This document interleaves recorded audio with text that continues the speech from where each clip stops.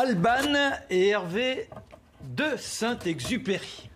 On est en ligne directe, si je puis dire. Le Petit Prince, ça nous a tous fait rêver. Le Petit Prince aujourd'hui, alors là on était avec des enfants enfermés, enfin une petite fille qui est autiste. Et le Petit Prince aujourd'hui, il aide des jeunes aveugles à découvrir l'existence puisque vous sortez le Petit Prince en braille, c'est ça? Voilà, en braille, et les dessins sont tactiles, en relief. C'est incroyable. Alors là, c'est l'un des éléments qui nous a conduit à vous recevoir. C'est comment le Petit Prince donne l'espoir aux jeunes.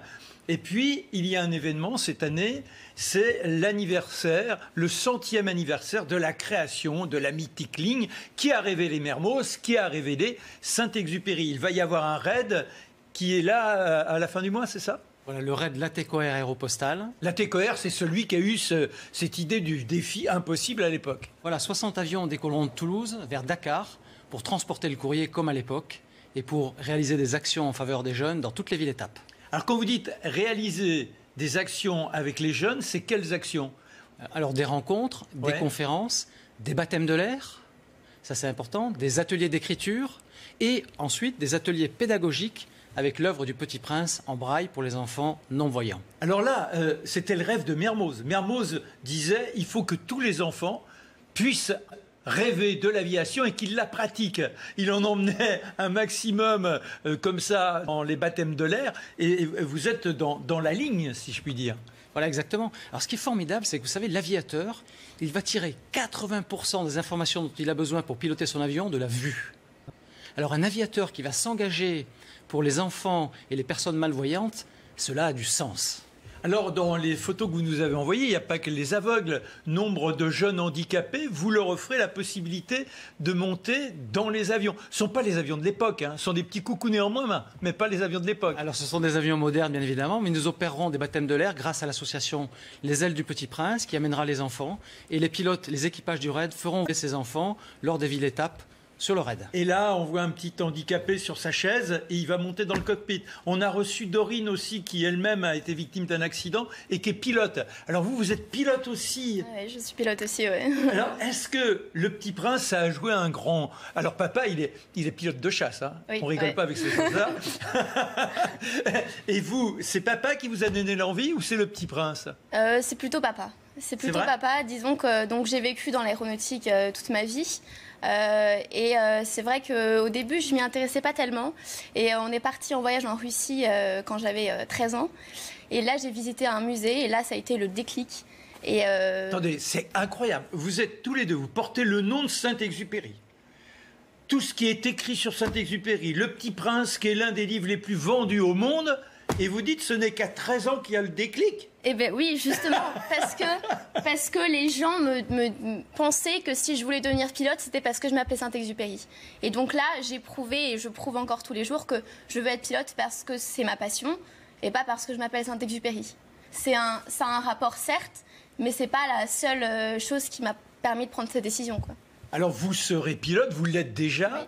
Là en l'occurrence, vous êtes en binôme, un petit avion et vous allez faire la ligne au départ. On part de Toulouse. Le but de Latécoère, c'est d'arriver de l'autre côté de l'Atlantique, de conquérir l'Amérique du Sud. Il va falloir pratiquement 15 ans pour réaliser le prodige, étape par étape. Et là, alors Barcelone, c'est quoi votre parcours pour aller jusqu'à Dakar? On va décoller de Toulouse le 27 septembre. Pour ce raid Latécoère Aéropostale. Ensuite, on passera par Perpignan, Barcelone, Séville, Marrakech. Ensuite, nous ferons étape dans un petit village mythique, c'est Tarfaya, au Cap Juby. C'est l'endroit où Saint-Ex était chef d'aéroplace. Il envoyait tous les avions vers l'Amérique du Sud depuis cette aéroplace. Alors, c'est extraordinaire parce que Cap Juby, c'était un fort espagnol. On vivait dans des conditions épouvantables. On était véritablement, je dirais presque à l'âge de pierre.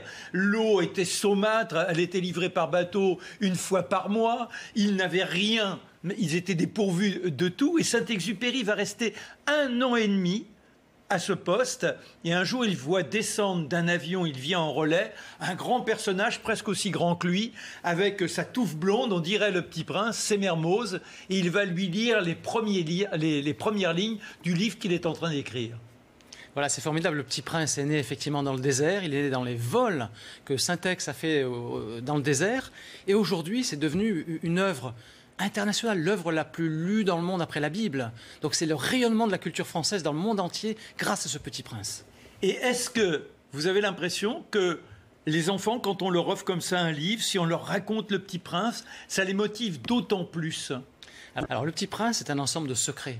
Il y en a un, on voit bien qu'avec le cœur, l'essentiel est invisible pour les yeux. Voilà. Et donc, lorsque vous lisez Le Petit Prince à des enfants et même à des adultes, parce que ça n'est pas qu'un livre pour les enfants, Le Petit Prince, eh bien, les adultes, les enfants s'ouvrent et il y a comme une espèce d'élan d'espérance, si vous voulez, que provoque ce livre. Et c'est vraiment formidable de le constater. Lorsqu'il y a une association, Le Petit Prince, qui était créée par la première femme au sommet de l'Everest, mince, soudain j'ai un trou, j'ai oublié son nom, mais retrouvez, vous allez sur Google, la première femme française au sommet de l'Everest, elle est extraordinaire, j'ai eu la chance de faire de la montagne avec elle, et donc elle a créé cette association qui permet aux enfants de réaliser leurs rêves, des enfants qui sont des enfants malades. C'est-à-dire qu'aujourd'hui, c'est devenu une dynamique pour presque les plus démunis. Alors c'est devenu une dynamique, mais vous voyez, l'équipage Syntex, on avait vraiment envie de faire un lien avec le sujet précédent, hein, Florence Henry, sa petite fille Océane qui est autiste. Et ce qu'on a envie de dire, c'est que nous, l'équipage Syntex, pendant ce raid, on va rendre hommage aux pilotes de l'Aéropostale, mais aussi on fera rêver les gens, les enfants malades, parfois certains bloqués sur un lit d'hôpital, on les fera rêver parce que au fond de chaque enfant malade, au fond de chaque enfant autiste, il y a un petit prince qui germe.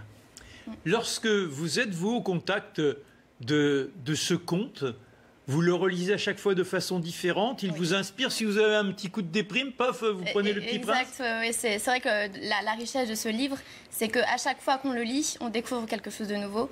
Et c'est vraiment, je pense que c'est pour ça qu'il fonctionne aussi bien, c'est que qu'on soit jeune ou qu'on soit moins jeune, on découvre toujours des nouvelles valeurs que Saint-Exupéry a glissées dans son livre. Et ça, c'est juste très riche, quoi. Alors ce qui est fou, c'est que Saint-Exupéry était un personnage qui avait un moral parfois un peu défaillant. Et on se dit qu'il a réussi à communiquer à travers ce personnage de fiction une énergie qui parfois le quittait un peu. Il était un fragile d'une certaine manière, Saint-Exupéry, Antoine de Saint-Exupéry. Alors il était un peu fragile, mais vraiment la grande époque de l'Aéropostale, son avantage c'est que chacun pouvait tirer ses forces de l'autre. C'est ça l'esprit d'équipe. C'était la fraternité. C'était la fraternité, l'esprit d'équipe. Voilà, et c'est ça qui lui permettait finalement de rebondir. Et quand Saint-Exupéry, dans ses écrits, parle de force morale, les véritables forces morales qui nous permettent de réussir les projets les plus ambitieux, eh bien c'est né de ça, c'est né de sa période de vie dans le désert. Et il faut savoir que ces gens-là, eh bien, ils voyaient les camarades ne pas revenir, et pour autant, ils sentaient dans cette audace du défi qu'ils se transcendaient et qu'il y avait cette amitié qui, au fur et à mesure, était galvanisée par les drames. Est-ce que ça vous touche de voir comme ça ces hommes? Il n'y avait pas de femmes à l'époque. Il n'y avait pas de femmes, oui. Non, oui, ça me touche beaucoup parce que moi, voulant être pilote de ligne, c'est notre passé un peu. Tous les pilotes de ligne seront d'accord avec moi. C'est important de savoir grâce à quoi on réussit à devenir pilote de ligne aujourd'hui. Il y a des Airbus, des Boeing, beaucoup d'avions qui sont avec beaucoup de technologie. Mais on est arrivé grâce à ça, grâce à des avions qui n'étaient pas du tout fiables à l'époque. Voilà, et le Petit Prince, voilà. Il tombe de sa météorite et il est là en plein désert avec un pilote dont la machine est en panne. Et c'est ce qui est arrivé à Syntex, ce qui est arrivé à Émile Descrivains, ce qui est arrivé à Mermoz et autres. Les avions comme ça, ils vous font rêver? Les vieux avions comme ça, oui, ça me fait rêver, oui, parce que c'est vrai que c'est incroyable, c'est magique et c'est du pilotage pur. Et c'est ce que nous, pilotes, aimons beaucoup. C'est une passion qui...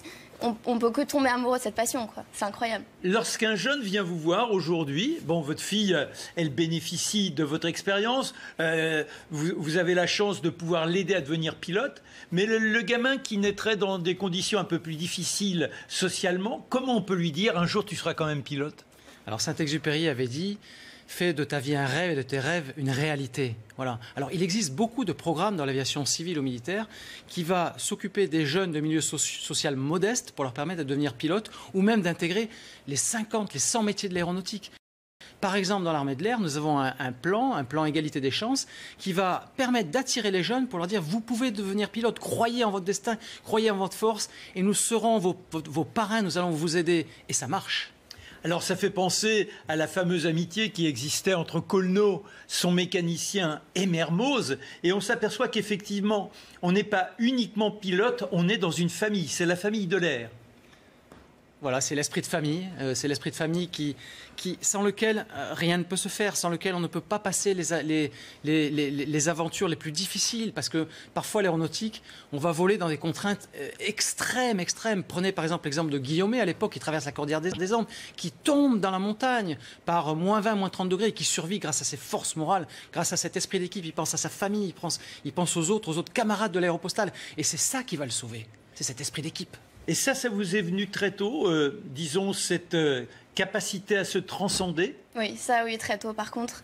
Parce que justement, comme j'avais un père pilote de chasse, je suis née dans ça. Mais c'est vrai que j'ai compris très tôt, et j'ai eu la chance de comprendre très tôt, que pour réussir à faire de belles choses, il faut savoir se transcender, il faut savoir pousser ses limites.